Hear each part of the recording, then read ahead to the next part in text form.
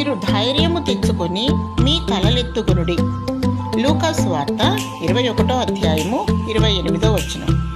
దేవుని సంబంధులు న్యాయవంతులు, ధైర్యముగా ఉంటారు, మరియు నీతిమంతులు సింహము వలె ధైర్యముగా ఉంటారు.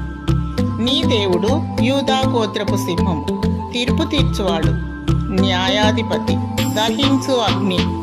పరిస్థితులకు శత్రువు అపవాదికి భయపడకు.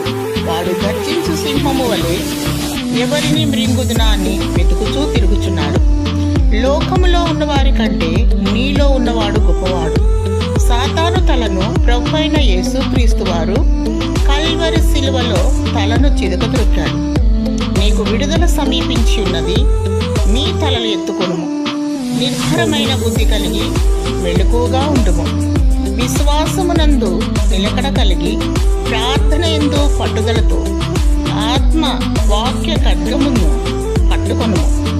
పరిశుద్ధతను పవిత్రత కలిగి ప్రభు రాకడ కొరకై సిద్ధపడుము. కనురెప్పపాటున ఎత్తబడదవు. క్రీస్తునందు ప్రతి విధమైన సమస్యను ధైర్యముగా ఎదుర్కొనుము. పెండ్లి కుమారుడు రాకడ వరకు నీ గదిలోనే దేవుని సన్నిధిని అనుభవిస్తూ వర్ధిల్లుము. దేవుడు నీకు ధైర్యమును నిరీక్షణను దయచేయునుగాక. ఆమేన్.